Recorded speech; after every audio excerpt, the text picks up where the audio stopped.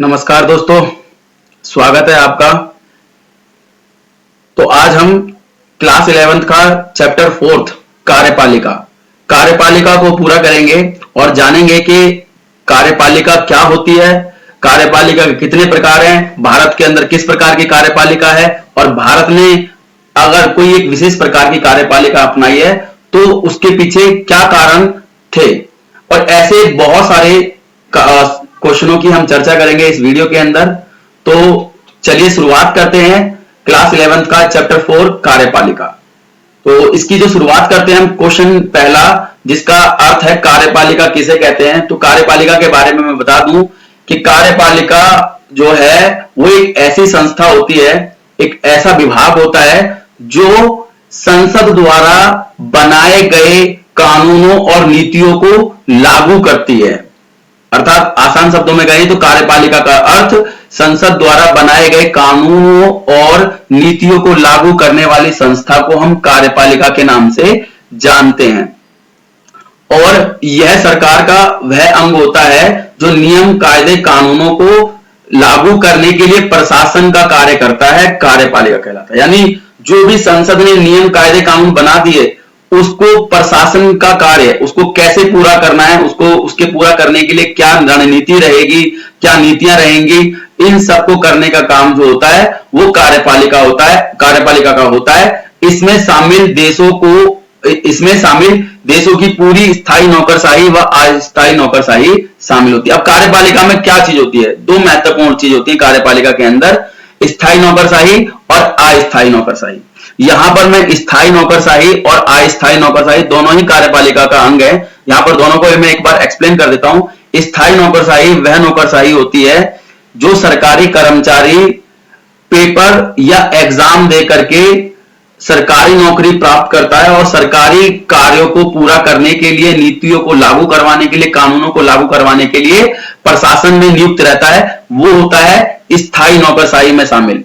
यानी जो पेपर दे करके लगता है नौकरी पर, जिसको हटाया नहीं जा सकता, वह केवल हटेगा कैसे? या तो वह अपनी नौकरी पूरी कर चुका होगा, रिटायर होगा, या फिर उसने यदि कोई असंवैधानिक, अनैतिक कार्य कर दिया है तो उसके कारण उसको हटाया जा सकता है। ये तो हो गई स्थायी नौकरशाही। इसके विपरीत अस्थायी नौकरशाही वह नौकरशाही होती है जिसके अंदर कोई भी सरकारी कर्मचारी, जिसमें ज्यादातर नेतागण आते हैं, जो चुनावों के माध्यम से शामिल होते हैं, चुनावों के द्वारा जीत करके सरकारी कामों के अंदर कार्यों का निष्पादन करते हैं और जिनको एक निश्चित कार्यकाल जो अधिकतर 5 वर्ष का होता है को पूरा होने के बाद स्वतः ही हटना होता है, ये कहलाती है अस्थायी नौकरशाही। यानी ये बदलती रहती है, ये स्थायी नहीं होती, लेकिन स्थायी नौकरशाही हमेशा स्थायी होती है। ये सरकारी कर्मचारी जिसमें पुलिस, जज आदि ऐसे ही सैनिक भी इसी में शामिल होते हैं। और ऐसे ही ये अस्थायी नौकरशाही में जैसे प्रधानमंत्री, मुख्यमंत्री, सांसद, ये अपने निगम पार्षद, ये सब इसमें शामिल होते हैं। तो ये है कार्यपालिका। मैं आगे चलता हूं। कार्यपालिका कितने प्रकार की होती है? तो पूरी दुनिया के अंदर कार्यपालिका का हम बात करें बच्चों, तो पूरे दुनिया के अंदर कार्यपालिका के 3 रूप पाए जाते हैं। पहला जो रूप है जिसे हम संसदीय कार्यपालिका कहते हैं, दूसरे को अर्ध अध्यक्षीय, तीसरे को अध्यक्षीय कार्यपालिका या अध्यक्षात्मक कार्यपालिका भी कहते हैं। सबसे पहले हम बात करें संसदीय कार्यपालिका।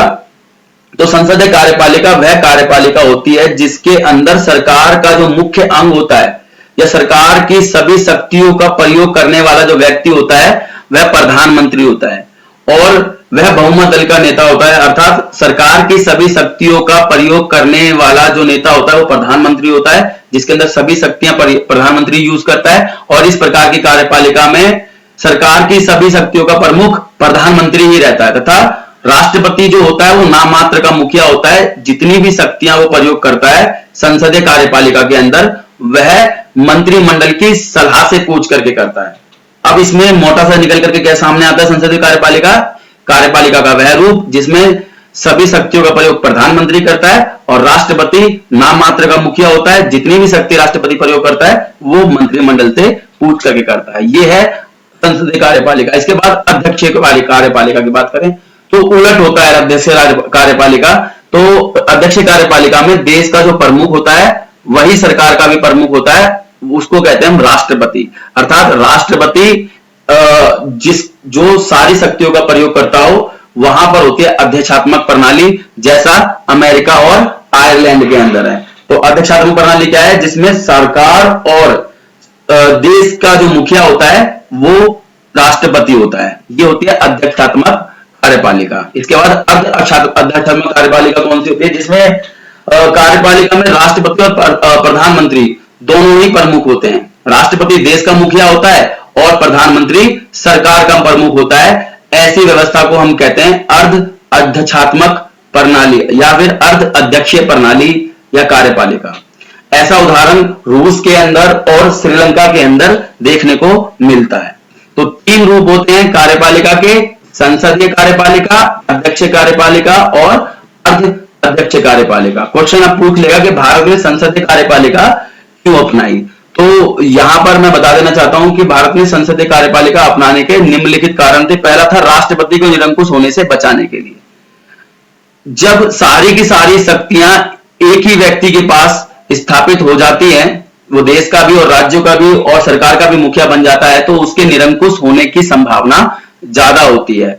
और संविधान निर्माता एक शक्तिशाली कार्यपालिका तो बनाना चाहते थे हमारे देश के, लेकिन वह चाहते थे कि संसद हमारे देश के अंदर हो अथवा विधानसभा का भी नियंत्रण वह चाहते थे हमारे देश के अंदर हो। इसीलिए साथ में यहां पर मैं आसान शब्दों में कह दूं तो हमारे देश के जो संविधान निर्माता थे वो ये नहीं चाहते थे कि हमारे देश का जो प्रधान राष्ट्रपति हो वो सारी शक्तियों का प्रयोग करे और निरंकुश होकर अपना जो है शक्तियों का प्रयोग करता रहे। ऐसा नहीं चाहते थे। इसलिए हमारे संविधान निर्माताओं ने अध्यक्षीय कार्यपालिका के स्थान पर संसदीय कार्यपालिका को ज्यादा महत्वपूर्ण समझा, क्योंकि संसदीय कार्यपालिका के द्वारा जो है राज्य की जनताओं को भी इसमें जनप्रतिनिधियों के माध्यम से भागीदारी मिलती है। इसके बाद विशाल जनसंख्या के अनुकूल है। संसदीय कार्यपालिका जो है भारत जैसे विशाल जनसंख्या के लिए अनुकूल होती है, क्योंकि संसदीय कार्यपालिका में राष्ट्रपति का जो पद होता है उसके चुनावों की जो प्रक्रिया होती है वो भी काफी डिफिकल्ट होती है। अकॉर्डिंग टू जिसकी ज्यादा पॉपुलेशन होती है देश की उसके अनुकूल नहीं होती है। जनसंख्या ज्यादा हो जाती है जब किसी देश की, तो उसके अंदर राष्ट्रपति का जो चुनाव की प्रक्रिया है समानुपातिक प्रतिनिधित्व प्रणाली हमारे देश के अंदर वो पॉसिबल नहीं हो पाती। इसीलिए भी हमने विशाल जनसंख्या को ध्यान में रखते हुए अपने लिए जो है संसदीय कार्यपालिका को चुना। इसके बाद संसदीय व्यवस्था से हम परिचित थे। तो यहां पर मैं बता दूं कि भारतीय नेताओं को 1935 तथा 1919 के भारत शासन जो अधिनियम थे के अंतर्गत जो है प्रांतीय सरकारों को चलाने का अनुभव था। मैंने जैसे कि बताया कि हमारे देश के अंदर 1919 में और 1935 में प्रांतीय सरकारों के चुनाव हुए थे। जैसे मैंने बताया 1935 के प्रांतीय सरकारों के अंदर कितने प्रांत थे, यानी राज्य थे हमारे देश के अंदर 11। तो उनके चुनाव हुए थे। उन चुनावों के अंदर हमारे नेताओं को अनुभव था कि किस प्रकार से संसदीय व्यवस्था को चलाया जाता है। और वे ब्रिटिश जो थे ब्रिटेन राजनीतिक प्रणाली से काफी प्रभावित भी थे और स्वाभाविक रूप से उन्हें सरकार की संसदीय प्रणाली को ही ग्रहण किया, क्योंकि वो जानते थे कि किस प्रकार से संसदीय प्रणाली को चलाया जाता है। क्योंकि हम ब्रिटेन के गुलाम भी रह चुके थे और उसी दौरान हमने संसदीय व्यवस्था को भली भांति रूप से पहचान लिया था। इसीलिए भी हमने संसदीय व्यवस्था को अपनाया। इसके बाद गठबंधन सरकारों के अनुकूल। अब जो संसदीय कार्यपालिका होती है, संसदीय कार्यपालिका के अंदर जब प्रधानमंत्री नियुक्त किया जाता है तो प्रधानमंत्री जो होता है उसके अंदर गठबंधन की सरकारों को भी मान्यता मिलती है।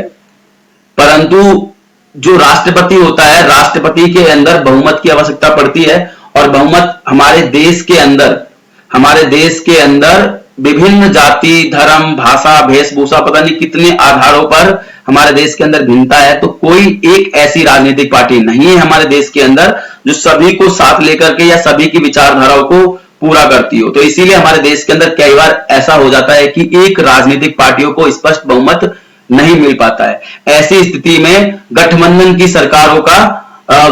सरकारों की हमें आवश्यकता होती है, परंतु राष्ट्रपति या फिर कहें अध्यक्ष प्रणाली के अंदर गठबंधन की सरकारों की अनुमति नहीं होती है। और हमारे देश के निर्माता जानते थे कि भारत के सामने गठबंधन की जो समस्या है वो आएगी, उसको सुलह करने के लिए, उसको चलाने के लिए हमारे देश के राज्यों ने, हमारे देश के राज्य और हमारे देश के संविधान निर्माताओं ने गठबंधन की सरकारों के अनुकूल जो व्यवस्था थी, जिसका नाम है संसदीय कार्यपालिका, उसको चुना। इसके बाद भारत का राष्ट्रपति पद का वर्णन करना है। तो मैंने बताया भारत संघीय कार्यपालिका का औपचारिक अध्यक्ष होता है।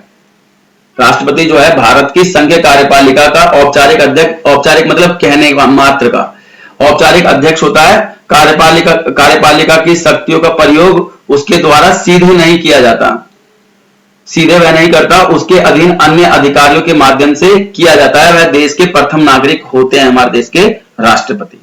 हमारे जो देश के राष्ट्रपति है देश के प्रथम नागरिक कहलाते हैं, परंतु हमारे देश के वो औपचारिक अध्यक्ष हैं, सिर्फ कहने को अध्यक्ष है, बाकी सारी शक्तियों का प्रयोग वह मंत्रिमंडल से पूछ करके करते हैं। अब कह रहा है कि राष्ट्रपति का पद का कार्यकाल कितना होता है।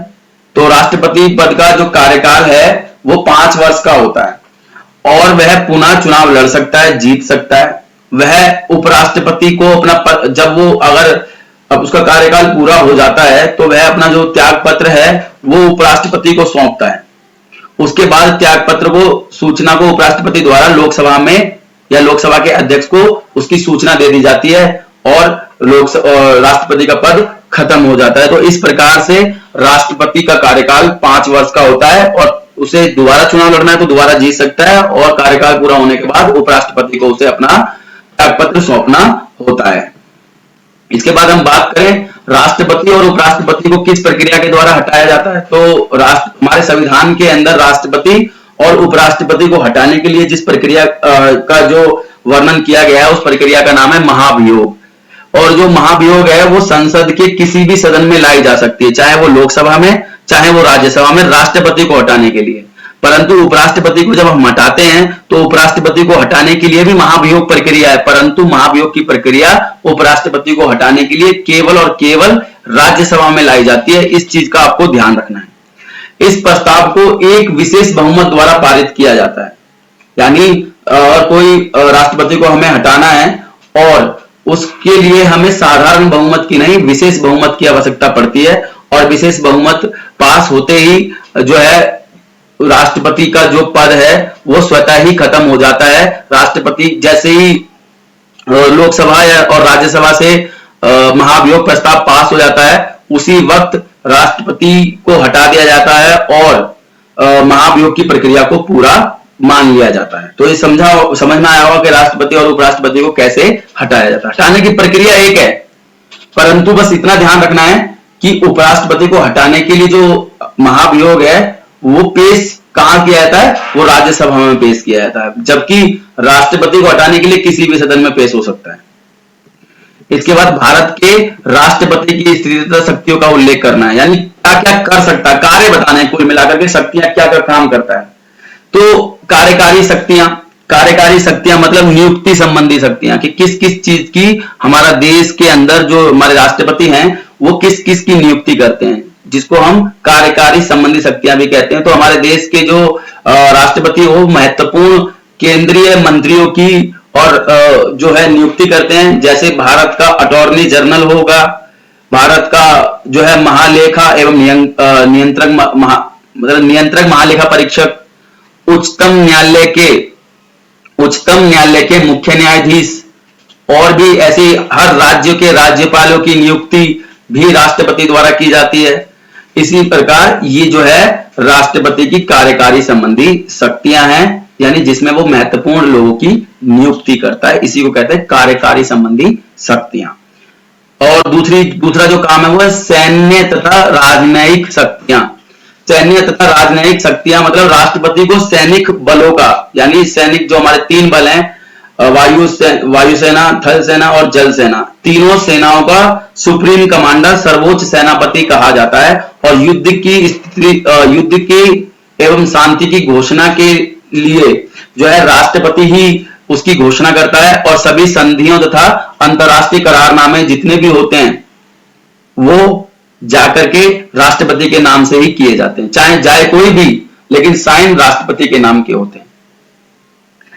अब इसके बाद हम बात करें, जैसे मैं आपको समझा देता हूं इसी के अंदर, जैसे कई बार स्कूल के अंदर स्कॉलरशिप मिलती है, तो कभी कभार पेरेंट्स घर पर नहीं होते हैं, तो पेरेंट्स के बदले बड़े भाई या माता पिता नहीं होते जब, तो बड़े भाई को हम लेके चले जाते हैं, या दादा दादी भी होते हैं।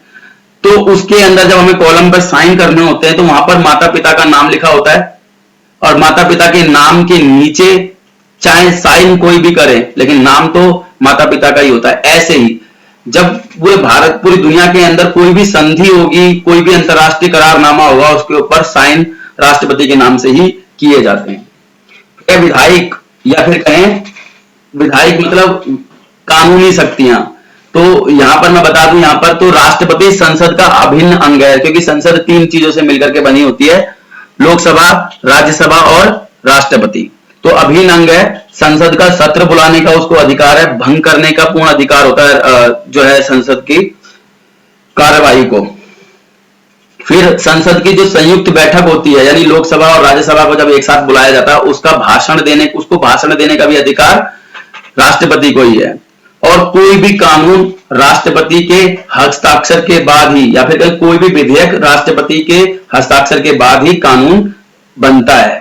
अनुच्छेद 123 के अनुसार यदि संसद की कार्यवाही नहीं चल रही हो, यानी मान लो हमारे देश के अंदर अभी लॉकडाउन है, और लॉकडाउन के समय हमारे देश के अंदर संसद नहीं चल रही है, तो अभी एक कानून पास हुआ है, एक अध्यादेश जारी हुआ है, और वो अध्यादेश कौन सा है कि यदि कोई डॉक्टरों के ऊपर हाथापाई करता है, तो उसके ऊपर केस करा जाएगा और उसे 7 साल तक की कैद हो सकती है। कानून बन गया ये। तो अध्यादेश भी कानून होते हैं, परंतु वो कानून कौन से होते हैं? जब संसद ना चल रही हो, ऐसी स्थिति में अगर हमें कानून की आवश्यकता पड़ती है, तो राष्ट्रपति कानून बनाता है, और वह कानून अध्यादेश कहलाते हैं। और इसका जो वर्णन है अनुच्छेद 123 के अंदर वर्णित है, और ऐसा करने का जो अधिकार है वो राष्ट्रपति का है। अगला है न्यायिक संबंधी शक्तियां। न्यायिक संबंधी शक्तियां अर्थात किसी व्यक्ति को यदि किसी कोर्ट ने या सुप्रीम कोर्ट ने उसको सजा दे दी है, तो क्षमा याचना करने का जो अधिकार है वो केवल राष्ट्रपति के पास ही है। राष्ट्रपति ही जो है उसको माफ कर सकता है, उसको क्षमा कर सकता है। इसके बाद राष्ट्रपति के पद के दौरान उस पर किसी भी प्रकार का आपराधिक मुकदमा नहीं चलाया जा सकता। मैं यहां पर एक्सप्लेन कर देना चाहता हूं कि जब तक राष्ट्रपति अपने पद पर है, तब तक उसके ऊपर कोई भी मुकदमा नहीं चलाया जा सकता आपराधिक, क्योंकि उसके द्वारा दिए गए जो फैसले होते हैं वो विवेक पर आधारित होते हैं, और ऐसा करने का अधिकार उसको संविधान ने दिया है। वो चाहे तो किसी व्यक्ति को फांसी की सजा को पूर्णतः माफ भी कर सकता है। अब इसका मतलब ये नहीं कि उसने माफ कर दिया तो उसको जाकर तुम उसको जो है आपराधिक मुकदमा चलवाओगे, उसके ऊपर नहीं चलाया जा सकता। क्यों? क्योंकि उसने विवेक का प्रयोग किया है, और विवेक का प्रयोग करने का अधिकार किसने दिया? उसको संविधान ने दिया। तो हम उसके ऊपर कोई केस नहीं चला सकते। आपातकालीन शक्तियां। भारत में जब आपातकाल लगता है तो उस समय राष्ट्रपति ही होता है जो सारी शक्तियों का प्रयोग करता है, और सबसे पहला इसका जो उदाहरण है वो पंजाब में देखने को मिलता है 1951 में। इसके बाद राष्ट्रपति के विशेष अधिकार अर्थात उनकी विवेकाधीन शक्तियां।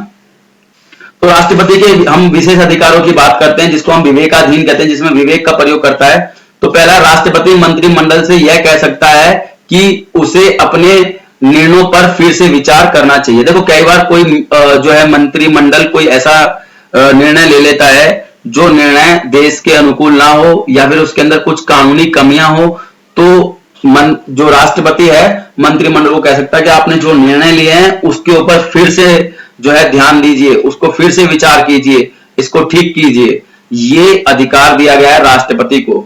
इसके बाद वीटो पावर, जिसे निषेधाधिकार भी कहते हैं। तो किसी विधेयक को जब राष्ट्रपति को पास होने के बाद बिना हस्ताक्षर के अपने पास रख लेता है, तब वह जो है उसके पास ही निरस्त हो जाता है। यहां पर मैं समझा देता हूं, जैसे क्या होता है कि कोई राष्ट्रपति के पास विधेयक आया साइन होने के लिए, कानून बनने के लिए, तो ऐसी स्थिति में कभी कभार वह उसके ऊपर हस्ताक्षर नहीं करता बल्कि उसको अपने पास ही रख लेता है। और ऐसा करने से क्या होता है कि वो जो कानून होता है वो उसके पास ही निरस्त हो जाता है। इसी को कहते हैं हम वीटो पावर, या पॉकेट वीटो का नाम था इसका। इसका सबसे पहले प्रयोग किया था 1986 के अंदर ज्ञानी जैल सिंह ने, और इंडियन पोस्ट ऑफिस से संबंधित यह विधेयक था।